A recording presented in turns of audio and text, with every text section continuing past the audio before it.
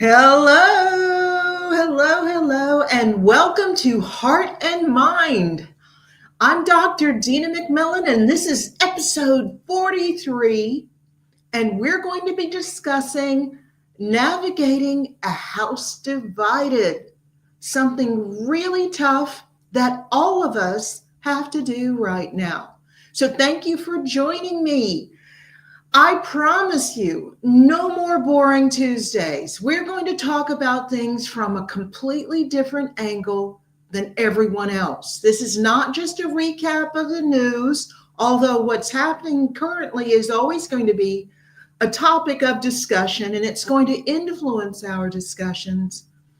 But we look at things from a whole new angle, solution focused, giving you realistic tools that you can use immediately to improve your life. So we're on at 8 p.m. every Tuesday on Daily Cloud, on X, on Rumble, on the Daily Cloud page, on Facebook, on Getter. Now, if you sign in on the Daily Cloud page on Facebook, or you sign in on my page at Dr. Dina 1, or the Daily Clout page, or even Naomi Wolf's page on X, if you sign in, you can actually ask questions and comments during the live stream, and we can have a little discussion.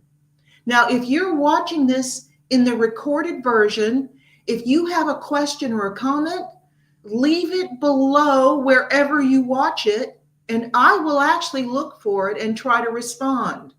Same thing goes if you have a topic that you want to be discussed. Let me know. Now, why is it so different what I do? Because I'm a social psychologist. I'm not a clinical psychologist. That's different.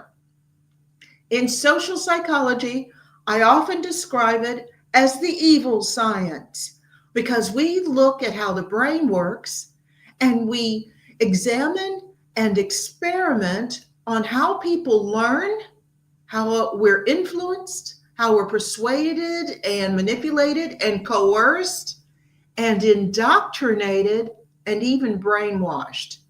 That's what we look at. That's what we experiment on. And it's critically important because a lot of these tactics and techniques are used on the public. All of you got a really big taste of it during the COVID fiasco when they convinced the population of the Western world that COVID was the worst thing ever, while also being obligated to inform us that it had a 99.7+% recovery rate without any medication, without any vaccine, without anything. And yet, they terrified people into taking an experimental vaccine that they're now openly admitting is causing serious health issues. There were people who put their careers at risk and told us even then. Some of us knew because we saw the details, the rigorous research that was being shared before it was censored, and we knew that we were being misled. I know that I looked at the tactics being used and the inconsistencies, and it made my hackles rise because I specialize in helping people detect and shield themselves from manipulation. And that's all I was seeing. It was terrible. Now, speaking of manipulation, speaking of the COVID fiasco, the pandemic, as it's called sometimes, Naomi Wolf, Amy Kelly, and a whole team of incredible researchers spent years putting together the Pfizer papers. Now, this is something you can just buy on Amazon, and it lays out for you there exactly what was going on behind the curtain, behind the scenes. This is the information that Pfizer went to court to try to keep secret from the public for 75 years, and the courts said no. But if you don't know, you can't have a worthwhile argument with somebody who still believes all the propaganda? How do you fight against the people who have the who still believe the propaganda? That's another thing we discuss on the show. How do you arm yourself so that when you come up against somebody who believes it all, you're able to have a really rational discussion? You don't have to argue with them, but have a rational discussion with verifiable facts. Here's one way to get that. And it also helps you support Daily Clout's work, which in every area you can think of is making huge efforts and sacrifices to bring important information to the public that people with vested interests don't want you to know. So go on Amazon and get your own copy of the Pfizer papers. Now, today's topic. This came about from a recent experience at the beauty salon. So I got my braids redone, which I should tell you takes all day. But the salon I go to and my hairdresser, Connie, always has such nice people there. And there were people there with very different political views. And we were discussing things in a very civilized fashion, which is unusual. So I thought about how important it is to be able to have a civilized discussion with someone when we are becoming more and more and more divided. I mean, you're looking at LA, you're looking at the planned violent protests for next week, and you're like, what am I going to do? But if you're like me, I work in community service. My company, Ethical Strategic Solutions, I work with domestic violence prevention and improved response. My Healing the Rift program is a non-political anti-bias program that actually improves cohesion instead of making people more divided. I even have a program, because I'm a former commissioner for gambling and liquor regulation, I actually have a program to educate the public about gambling harm. So I'm doing my work, but a lot of the people who hire people like me, the HR people, the domestic violence organizations, they are very, very firmly within the left wing, and they see me as the enemy. So often I'm having to deal with people whose political views are quite different from mine. How do we do that? Now, sometimes it can't be done, but sometimes it can, and I'm going to help you do it. You also may be like me, where I have members of my family. I've told you, I have members of my family who haven't been speaking to me for years because I don't share left progressive views.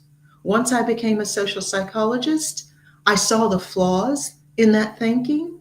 I saw the demands for willful blindness in order to support that thinking. I saw the destruction that came in with it. And I stood back and said, no, that's not for me.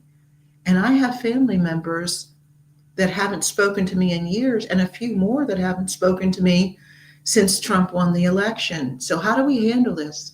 We're all of us dealing with a house divided. And it is getting worse. LA is on fire. First, we had Pacific Palisades be allowed to burn to the ground. This is a very wealthy area, multi-million-dollar homes, and they just let it burn. Now, please know that this area, LA, is actually a Democrat stronghold, as is San Francisco. So voting Democrat doesn't protect you.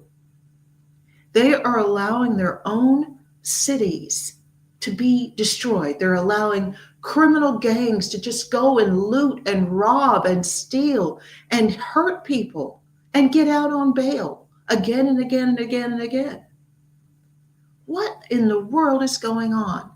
But the people who voted for them are being told that all of the issues are due to Trump and Trump supporters.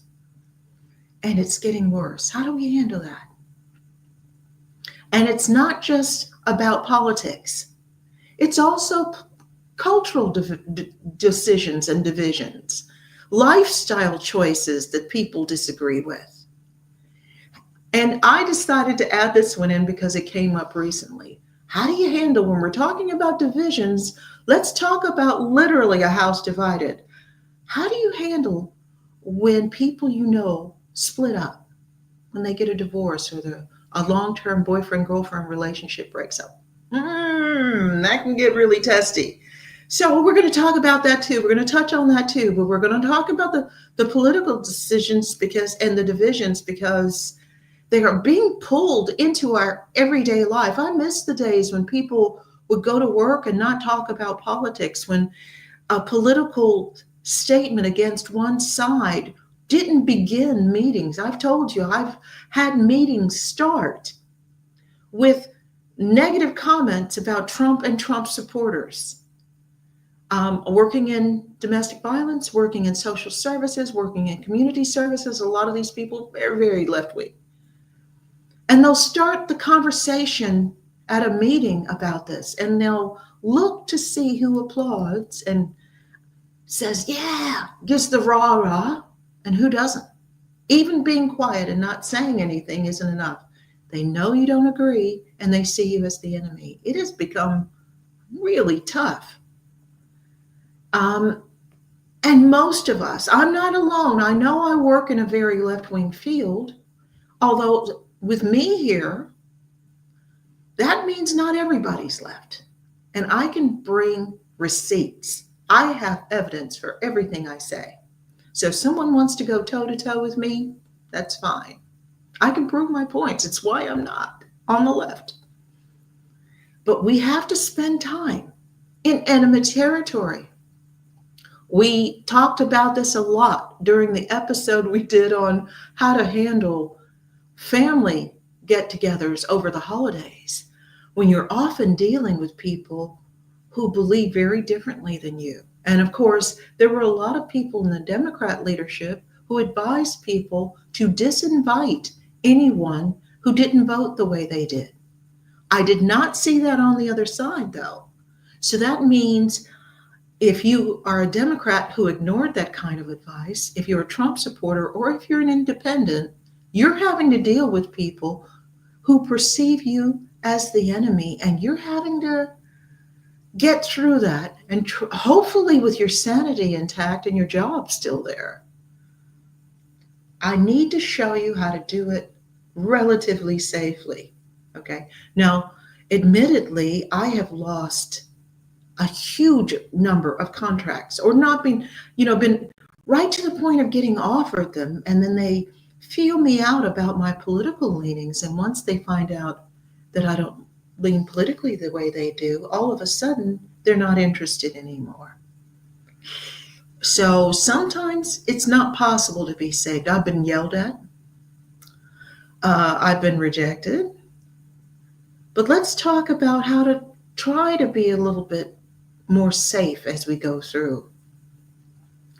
The tensions between the Democrats and the left in other countries, because I know Americans only see the destruction going on in America, but all of the English-speaking countries are facing some of the same trials and tribulations. The difference being, only in America did enough of us stand up and say no, that we voted in someone who doesn't think like that.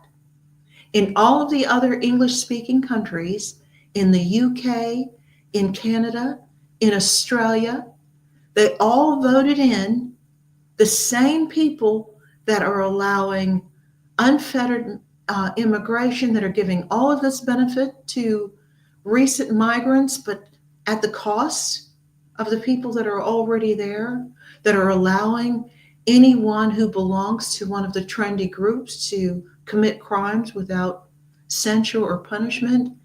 And you take the UK, they have put thousands of people in jail for thought crimes, for posting on social media that they don't want their country to be taken over by hostile foreigners. And that's enough to get the police knocking at your door and actually taking you in. It is a really scary time right now. And I'm really proud of the United States for standing strong. What has happened is this, and I'm hoping that some of the people watching this are Democrats. I'm hoping some of the people watching this are in the center. I don't produce material only for people who look like me, think like me, and vote like me. I look at what we all have in common and where we're all at risk, and I work hard to provide ways to increase your safety and protection. So I'm hoping some of you are actually Democrats. But it's the truth of the matter is if you look at law and order statistics, you will have seen decades of successful confrontations by the left where they are not arrested, they are not censured. If a right-wing person did this, if somebody, I wouldn't even call Trump supporters right wing, it's just conventional common sense. If a Trump supporter acted the way the Democrats behave, in most cases, the Trump supporter would go to jail.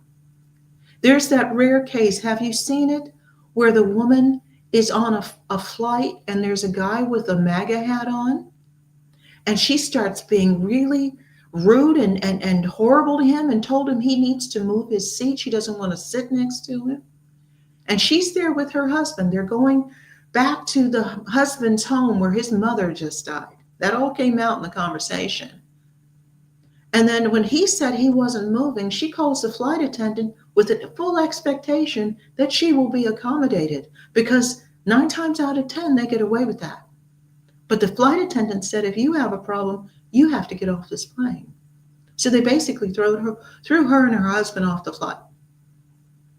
Now that's unusual. I want you to think about how much these people have been gotten away with. Think about it. Have you been seeing the latest fluoride headlines about the impact of fluoride in the water supply? Pretty scary. The future of oral care isn't fluoride, it's peptides. And the wellness company just launched the first ever peptide paste that regenerates gum tissues, strengthens enamel, and naturally whitens your teeth. It's called Smile, a doctor formulated breakthrough that works with your body's natural repair process. This advanced formula blends targeted peptides with blue spirulina, aloe vera, and powerful remineralizers to boost blood flow, stimulate collagen, and help rebuild lost gum tissue, all while gently whitening without sensitivity. No fluoride, no peroxide, no artificial dyes, just real clean ingredients that fight bad bacteria and support a healthier mouth from the inside out. Ready to upgrade your oral health? Experience the future of oral care with Smile. Get 10% off plus free shipping. Head to dailycloudhealth.com and use the code DailyCloud. Take action for a healthier tomorrow. Now, before I move on, I got a comment from Roscoe Sings, one of my regulars. I'm happy to have Roscoe back. And while we're talking about this, is a video of a woman confronting a guy for wearing a MAGA hat and then trying to snatch it off of his head. And in the video, he pulls it off before she can get it, and she actually falls flat. And everybody published it and said, look at this woman. She doesn't have a right to do that. Roscoe said there's a video where a Black teacher is defending a white boy who was picked on for wearing a red Trump hat. And he said, got to mention that. And you're absolutely right, Roscoe. Thank you for letting us all know about that. This isn't really a racial thing. There are definitely Black and Hispanic Trump supporters, and the number is growing every day. So it's not racial. It's about who feels it's important to defend our country, what makes our country strong and great, what unites us, versus being like the other side where all they promote and applaud is what makes you weird, what makes you different, and everybody has to accommodate you. It leads to such absolute destruction. And if you don't believe me, look at the crime statistics for cities that are run by Democrats versus those that are run by Republicans. Now, that is in spite of the fact that it is so evident. I could do 5 college courses just on the double standard we've been seeing over the last 10 years between those who support the left and those who support the right. You look at the people that were jailed for January 6th, where they were peacefully protesting. None of them brought weapons. None of them were attacking law enforcement. They were jailed without due process, often in solitary confinement for years. And we didn't see anybody protesting out front. Now, a lot of Trump supporters were protesting, but all of those politicians who supposedly believe no justice, no peace, none of them were saying, well, wait a minute, you can't just treat Americans like this. You can't do this. And then we saw prior to that, during the summer with the Black Lives Matter protests, where more than $2 billion of damage was done to communities, where more than 24 people were killed by protesters. And yet, the politicians, the Democrat politicians, were taking up donations to bail these people out of jail, and they were getting bail from Democrat judges. How can we have a country that runs like this? We can't. All of us need to stand back and ask. This is something I want you to do everywhere in your life. When you see something, read something, hear something, ask 2 questions. Number 1, who's funding it? These things, these violent protests are primarily funded by George Soros and Soros-funded organizations, non-government organizations who get money siphoned from the taxpayer and then use it to fund protests and ads and, equipment to destroy American cities. They're using our own money to destroy us. So you ask, who's funding it? And then the second question is, who wins? Who wins if our best and brightest cities are destroyed? San Francisco used to be a jewel city that everyone wanted to visit. Most people couldn't be paid enough to go there now. They're trying to do the same thing with Los Angeles. We look at places like New York City. By allowing violent criminals to get off on just minimal bail again and again and again, and then jailing someone for defending the public against a violent criminal, you're sending a signal: if you are law-abiding, don't come here. Who wins with that? It's certainly not Americans, whether you're Democrat or not. I know that right now, you may be watching this show if you are a small business owner. You may be a Democrat small business owner, and you're watching all of those small businesses being looted by a lot of people, and unfortunately, too many of those people I see looting are Black. So, there goes racism again. Because is it racism if it's true? I'm looking at this and I am embarrassed. And I have said again and again, please let me help. Black culture right now, especially urban Black culture, is toxic. And taking advantage of natural disasters or planned disasters like this to steal from people, to assault anyone that tries to protect their property.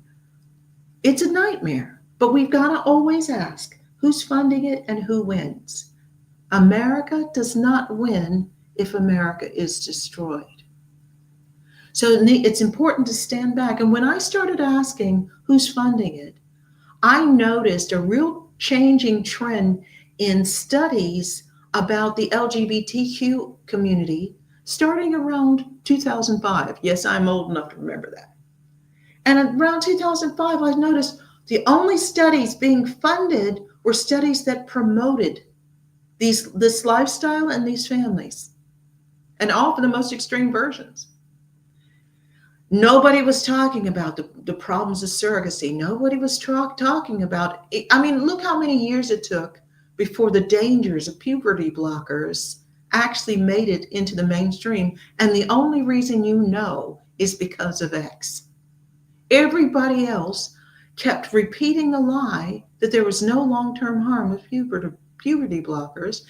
Everybody was promoting. You look at TV shows like Chicago Med, where they have a trans identifying tender age child, and the psychiatrist comes along, and he's usually so bright and capable and no nonsense, but he uses the affirmation model. He just falls right into line about affirming this kid as being the other sex, but it can never be true.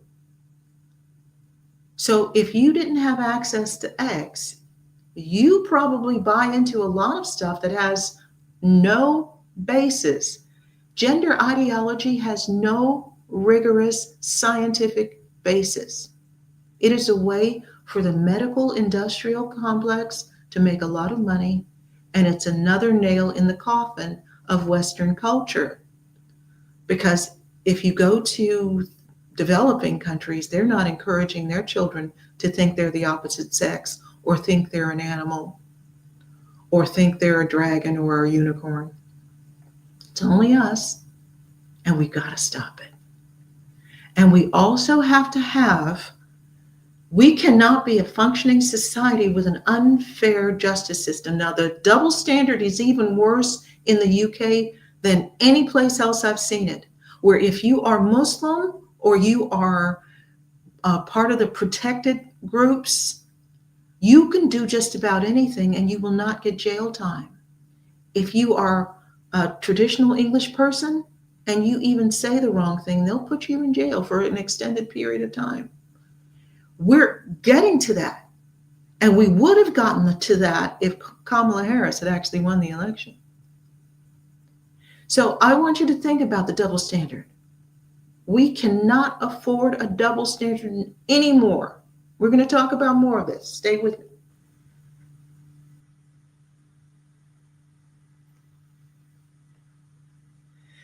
You've heard me rave about how much this product has helped me. But what about you? Are you ready to move more easily and independently without pain or stiffness holding you back? Do you want to look in the mirror and see a plump, hydrated glow instead of more fine lines and wrinkles? Then discover Native Path Collagen, made with only type 1 and type 3 collagen fibers, the two most important types that make up 90% of the collagen in your body. It's found in your cartilage, bones, skin, hair, nails, and gut. Types 1 and 3 provide maximum benefits without the need for unnecessary fillers. Native Path Collagen is a single ingredient formula with no fillers, additives, or artificial sweeteners. Plus, it's third-party tested for heavy metals, ensuring purity and safety. Completely flavorless, Native Path Collagen can be added to anything: coffee, smoothies, oatmeal, you name it. Its peptide formula makes it more bioavailable, meaning it's absorbed more easily and mixes perfectly without clumping. And the best part, Native Path offers amazing bundle deals. You can get 3 or 6 packs at a fraction of the price of other brands. Wow. With over 4 million jars sold, 1 million happy customers, 8,000 5-star reviews, and a 365-day no-risk guarantee, Native Path is a trusted choice. Plus, they offer an 800 number for any questions about usage, recipes, or ingredients, and you'll speak to a real person ready to help. Join their private Facebook community to share success stories, recipes, and to support each other on this journey called life. Visit getnativepath.com/daily clout and start your transformation today. That's GETNATIVEPATH.com/DAILYCLOUT. During the little ad break, Roscoe also commented that the UK is gone. That's how a lot of us feel. And I'm heartsick. I've lived in the UK. I still do business in the UK. I am very attached to it. And watching it just be destroyed, we would be in the same condition, except the election of 2024 changed everything. It changed everything. But we have to also support and let it play out. Now, by the way, do what Roscoe is doing. If you want to make a comment or you have a question, sign in on wherever you are watching this show and just send it to me. I'm very interested in what you have to say. Oh, so what do you do? Let's get back to the topic. What do you do, whether you're a Trump supporter or a Democrat, and you're having to work with, or you're related to, or you have roommates or whatever, you're having to deal with people whose political beliefs, lifestyle choices, etc., are very, very different from your own. And in fact, you don't agree with them. How do you handle that? Now, as you know, my Healing the Rift program is a whole program that's designed to teach people exactly how to do that. There's only so much I can do in an hour, but my Healing the Rift program shows you how to do that. And before we go to the next slide, I should mention that the last show where I talked about the true alpha male, I'm considering doing another show because I had to spend a good amount of time on that show actually explaining what an alpha male is and why it's important to be one. I want to do a show where I actually show you more tips on how to bring out the true alpha in yourself. And believe me, we need alpha females too. So male or female, I want to show you how to bring out more of that true alpha. When I do the training, it's relatively quick and it works. It's amazing. Being a true alpha is not that hard, but people treat you differently. Now, you know, Amy Cuddy did the power poses, and it was millions of people watched her TED Talk. It's had like, I don't know, 20 million views, 40 million views, because she found as a social psychologist that when people held a pose that's associated with being confident and powerful for 2 minutes, and then they went and interacted with someone, that people treated them differently. They didn't see them do the pose, but they treated them differently. They started resonating in energy. They had really subtle but powerful nonverbals that indicated power. Well, the same thing goes on with my alpha male, true alpha male training. It actually trains you to start quickly making choices like a true alpha male. And before you know it, people, when something goes awry or they want information, people will just start looking at you because the true alpha males are the natural leaders. Whether you supported Kamala or you supported Trump, we all have to share this planet. We all have to work together. How do we do it? So let's talk some navigation tips for politics. You are politically different from the people around you. And MAGA people, don't click off and get mad at me. I'm not saying you can't wear your gear, although I would advise no one to wear the 8647. I think calling for someone's death or assassination is a bridge too far. I don't care if you have even something that says F Trump, because there are people that had stuff that said F Biden. Now, I wouldn't necessarily agree with that, but it's not. The 8647 goes into the danger zone because a lot of people who have mental health issues and are very sensitive would see that as advocacy for violent action. And recall, Trump has been almost assassinated at least twice because people took this kind of thing seriously. So if you know you're going into an environment that is mixed, you don't wear your political gear. Now, I know a lot of us who voted for Trump got tired of hiding and tired of pretending that people treated us as though we were doing something wrong. And so with him winning the election, a lot of people were like, yeah, I voted for him. I'm proud of this. Consider where you're going. Consider your environment. And I'm not talking about on the subway or in public. I'm talking about if you're going to a meeting, a picnic, a group or something, don't wear something political in that environment. And I would say the same thing I never liked rainbow lanyards and rainbow gear in a workplace. That is also a particular type of advocacy I don't think belongs there. Oh, Roscoe said he's going to pay me to be an alpha. Yes, I can train Roscoe to be an alpha. So he said, yes, I'm signing up to your class. Anybody that wants to sign up to the class, contact me. Go on my X page at Dr. Dina 1 and contact me and we can talk about it. I'm going to put a class together online. So that way it's discreet, it's less expensive. I can have a larger group of people. But yes, it makes a difference. All of a sudden, people don't know, what is it about you? Did you lose weight? Did you get some work done? No. But don't wear clothing that's going to cause discord. As I said, I agree with the rainbow gear. I think the same thing. If you know you're in an environment where not everybody agrees with those values, why start a fight? Why put people on defensive? You're going to change more minds if you're more subtle. Navigation tip 2, don't lie about your beliefs, but don't avoid flaunting or defending. So somebody says something horrible about Trump. Most of the time, unless they ask me, I don't say anything. If they ask me, though, I won't lie.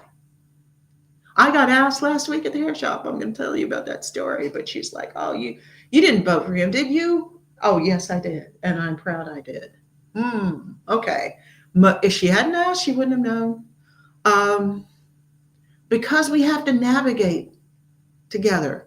And people right now have such incredibly biased views. It doesn't help anything.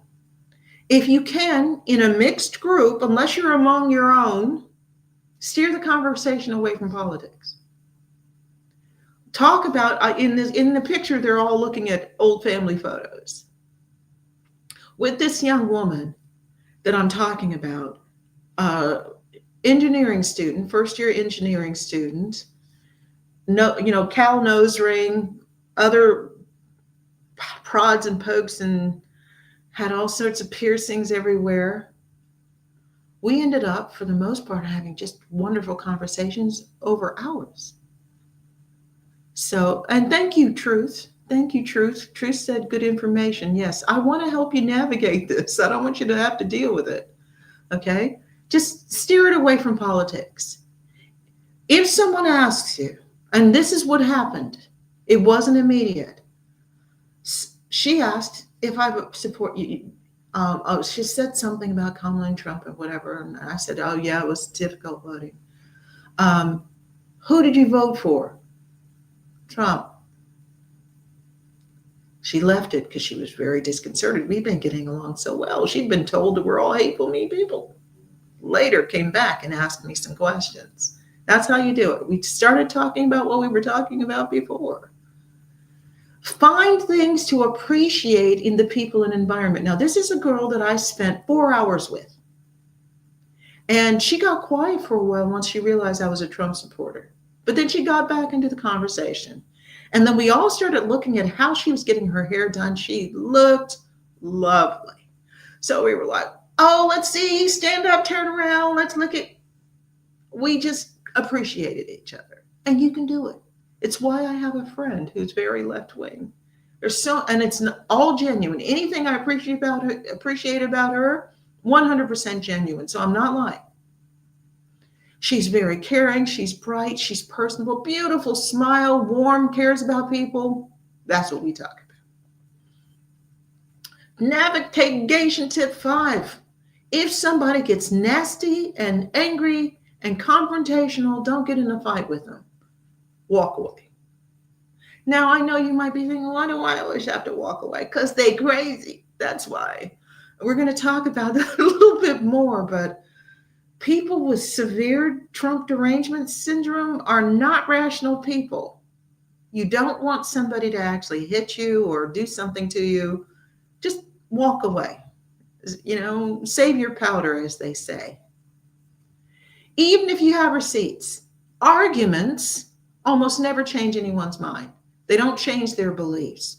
We have to be more clever than that, which is one of the reasons I want someone in a position of power to put me in there, because I can actually start putting some tactics in the material that's shared with the public that will actually get them to start thinking again. Because people who indoctrinate you don't want you to think. They don't want you to have critical thinking. They'll have a critical thinking course that leaves out important bits, because if you really do develop critical thinking, you're not going to follow them anymore. But don't bother. They're not going to listen. If you stand strong, though, some of them may come later and say, you said this. Why did you say that? And that's when you can start little by little leading them away from indoctrination. We need ad campaigns on mainstream media comparing the Democrat actions to Trump's actions. Now, this will not convince the people with Trump derangement syndrome, but there are enough people who are rational, but just because they watch mainstream media and watch mainstream content on Netflix or HBO or whatever they watch, they've never even come across information that actually negates the narrative that the left is pushing. They just never come across the information. They're indoctrinated but not brainwashed. They can still be reached. So that's what we need to do. Mainstream media is so heavily biased. Now, this is from a few years ago, but if you can see that, it says that coverage in mainstream media of Trump this is before, 80% of it was negative. I've seen something similar regarding Elon Musk, with more than 80% of the coverage since he came aboard with MAGA and with Trump. More than 80% of the coverage of him in the mainstream media is negative. It's still more than 85% negative about Trump in mainstream media. And if they don't have something negative to say, they make it up. Look at the difference with Obama. Only 41% of the coverage of his performance was negative. Now, Clinton faced a bit too. It was 60. And George W. Bush was 57. But there's never been a disparity like against Trump. Trump has been picked on more than anybody I have ever seen. What we need to do is to Charlie Kirk the general public. I don't know if you've watched it, but he went from only having a few people who were brave enough to come and hear him speak to having huge crowds all wanting MAGA hats. Because what he did, he walked in with knowledge and facts. And because people can look things up on their phones, he would tell them, that's not true. Look up ABCD. And they look it up and they realize they've been lied to. Or they'll just repeat the slogans that they hear. Trump is a liar. Trump is a racist. Okay, I want you to tell me something that he lied about. What is it? Well, I don't know, but just everything. If you're going to call somebody something, you have to have some proof. What are you saying? If you're calling him a racist, what are you saying? And there is so much evidence, for instance, about how racist Joe Biden has been throughout his career. Videos that you can just pull up on your phone or on your computer. And they just ignored that. So, for the rational public, let me help as a social psychologist. If you have influence, contact me. We need to Charlie Kirk the general public. They need to see the facts because they're being widely led astray. So let's move on. What about different core beliefs? Over the last few years, it's gotten more extreme. And I have here a trans parade. Humans cannot change sex. Just a basic fact. And when we pretend and try, the onflow from that is horrendous. One of the things I've learned as a social psychologist is to be able to accurately predict the flow out. So if I do this, what's it going to impact in my life right now? Who's it going to impact and how? But also the flow on. What's the next step that comes after that? That's what we study too. So a lot of things that other people support, I don't support and never have, because I could see the flow out and flow on from these things. So what happens when you're dealing with people with different core beliefs? Just don't get involved in a discussion about the part of their lives you disagree with. And again, go back to what I said before. Remember I said, show genuine appreciation for the good stuff. I have worked very successfully with people who have very different lifestyles than I have and would approve of. But they were hardworking and they were nice. And if you asked them for help, they offered it. So we got along fine. I don't have to marry them. I don't have to take them home. But in that sense, we could work on team projects together successfully, everything. We didn't get involved in discussions where knew we were going to disagree and neither side would move. Also, don't attend celebrations for things that go against your values. You can just bow out. Don't be a hypocrite. You don't have to protest against it, though. If it's something you don't agree with, just don't participate. But allow the fact, because we do have freedom, it's one of the things we value. Allow them to do what they do, but just don't participate. And in fact, the whole thing at this abortion thing, that's one of the things that she and I disagreed on. She said, I believe that, expecting absolute consensus among the women in the group. She didn't realize the women doing our hair are far more conservative than I am. She's like, I believe in abortion on demand and every child should be a wanted child. I said, okay, I used to be pro-choice. The more I've learned, the more I've started to question that. But the second thing you said, every child a wanted child. Do you realize by focusing so much on abortion that we haven't focused on the fact that birth control is bad? It's unhealthy. And then she started talking about all the health problems she has trying to use birth control pills.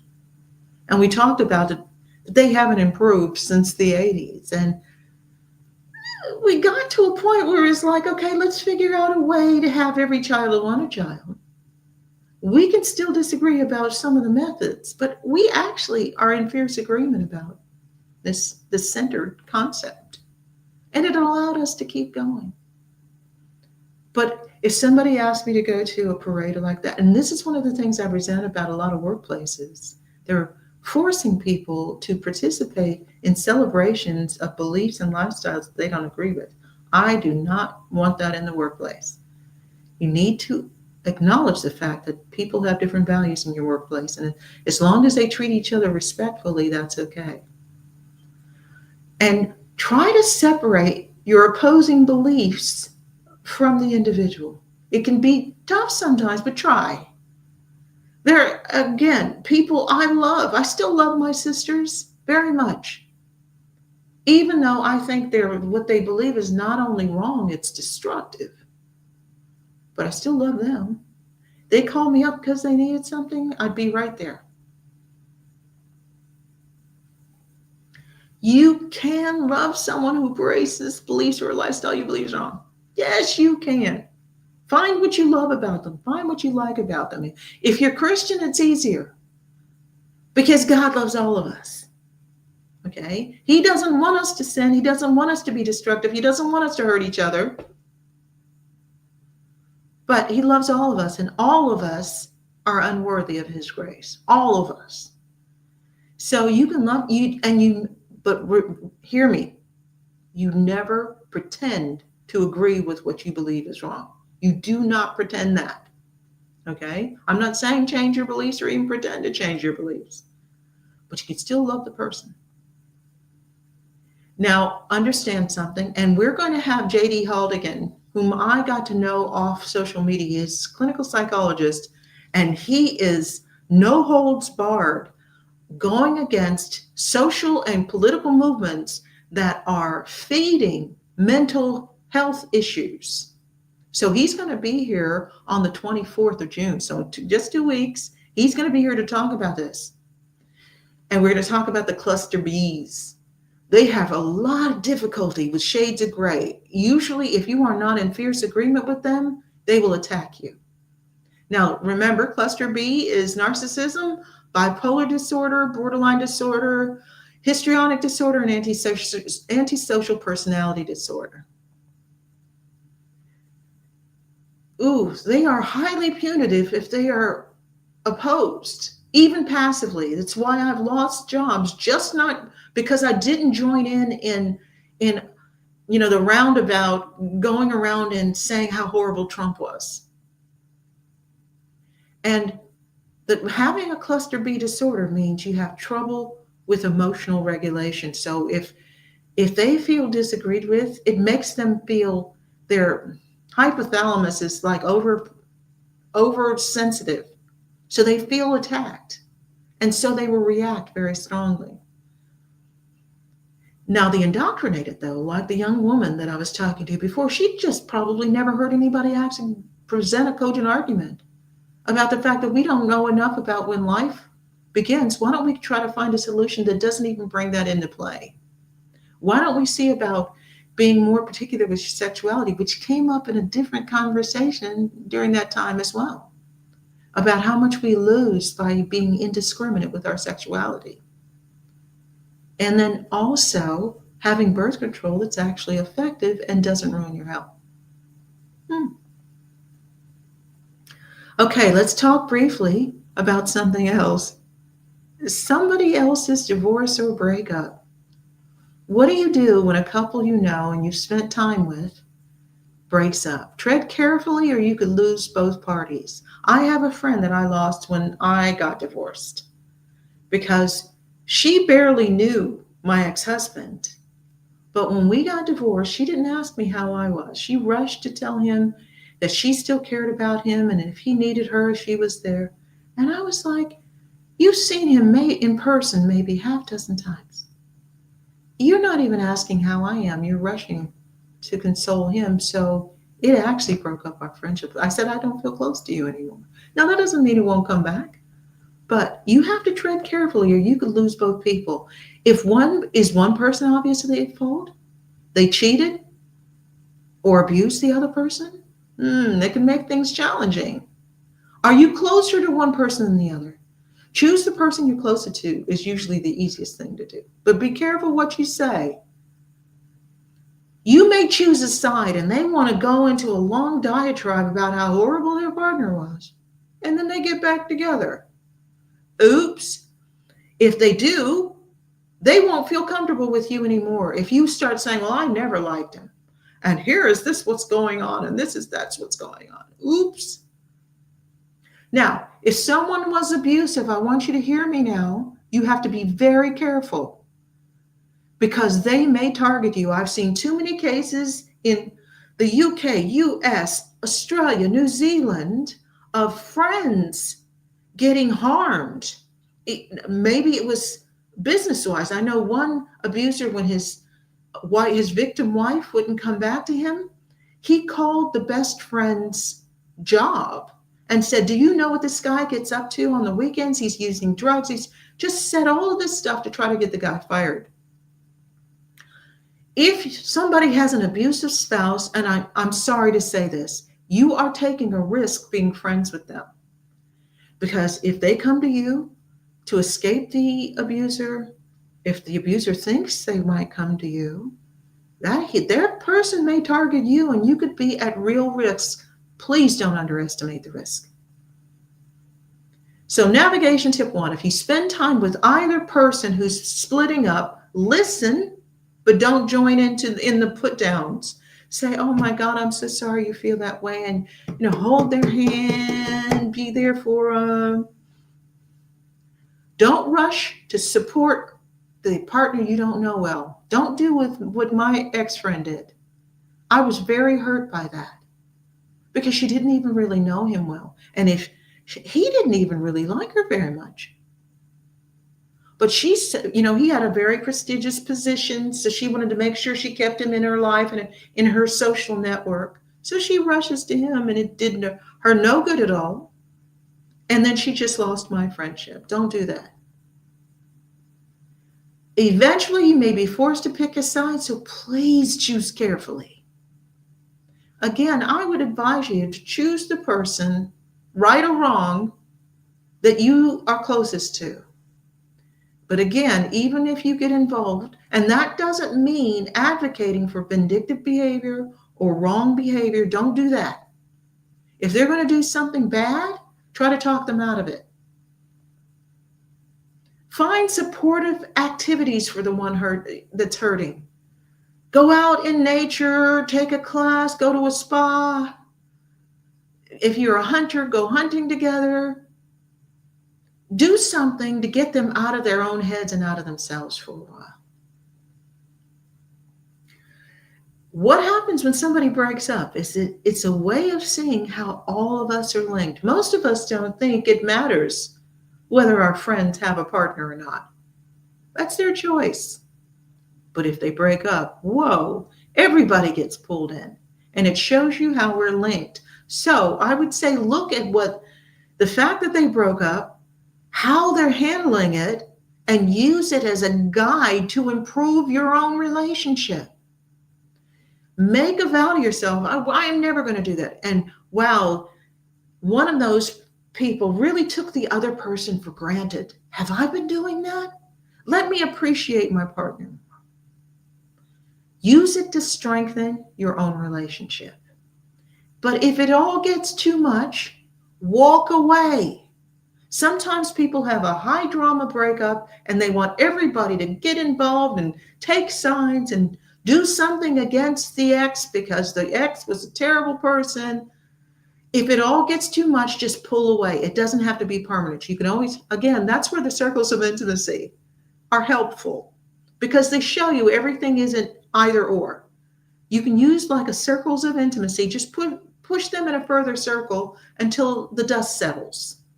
And then you can get close again if that person is someone you really care for.